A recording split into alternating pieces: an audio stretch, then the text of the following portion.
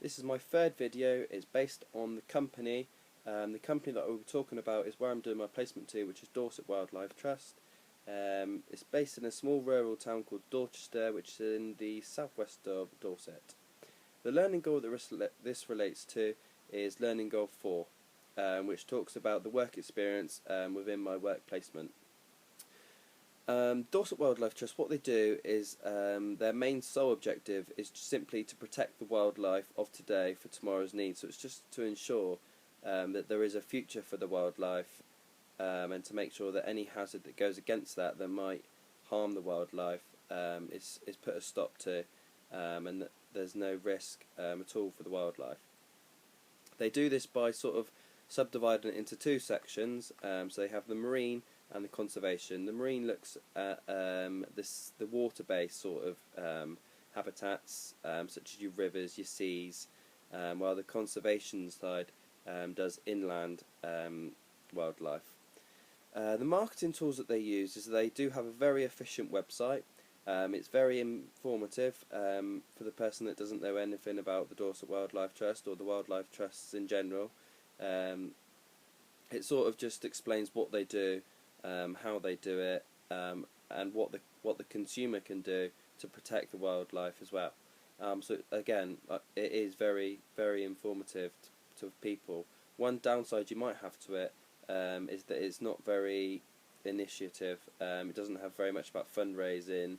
So as a business and as an organisation to themselves, that could be one thing that could be improved, rather than just giving information.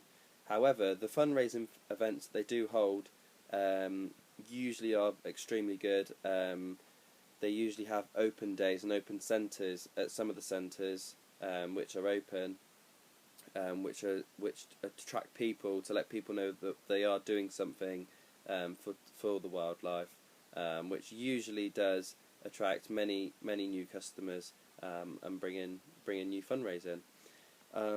One learning theory that I feel particularly relates to Dorset Wildlife Trust and my place of work, which is at the headquarters, is Maslow's hierarchy of needs.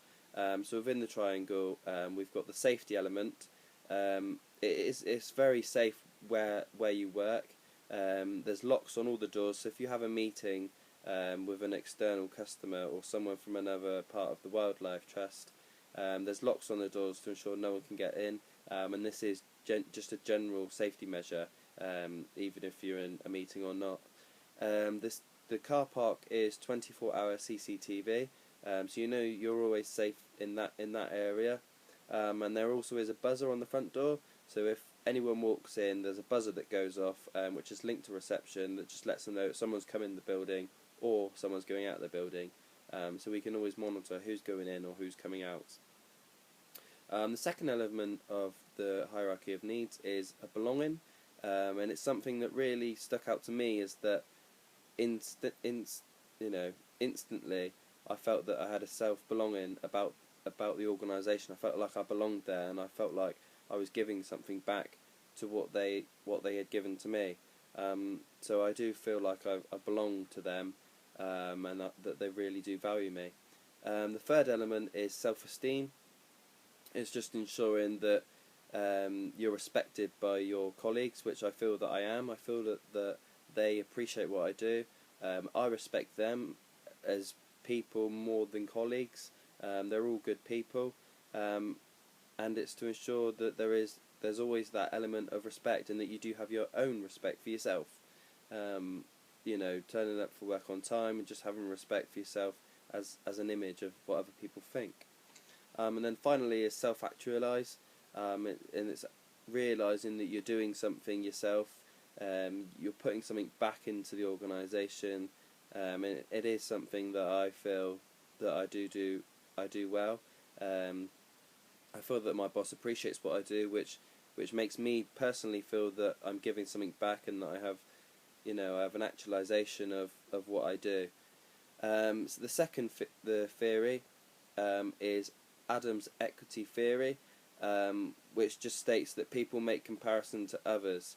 So one thing that relates to this within the organisation is, particularly as me in HR, is that one-to-one meetings are carried out on a regular basis, just to ensure that people are happy with what they're doing, and it's just to ensure that you have that face-to-face image and that face-to-face respect with your colleagues. So yeah, we have the one-to-one meetings, we have group meetings and team meetings, and it's just to make sure that these comparisons are that they're relevant and relevant to the workplace. Finally, is the need drive goal. The need to drive goal theory. The need within the organisation is for new customers and fundraising. It's an ongoing need that is always relevant, because without these new customers and the fundraising that they currently get, there wouldn't be a wildlife trust, because it's their main source of income, and without it, there wouldn't be a lot going on. The drive is to look after and maintain the environment and the wildlife. The two that I mentioned, the marine and conservation, that's the drive that they all have, is to ensure that their target is to keep the ongoing battle there, to make sure that it is always up to date, maintained well, and that is their main objective. Finally, the goal is to let the customers know and the new fundraisers that they are actually giving something back to the wildlife. They really are helping it, and that their money really does help it a lot. Finally, an external influences within the organisation, particularly one that has arisen quite lately, is the political issues. One that's been in the news headlines many a time is the Badger's Cull.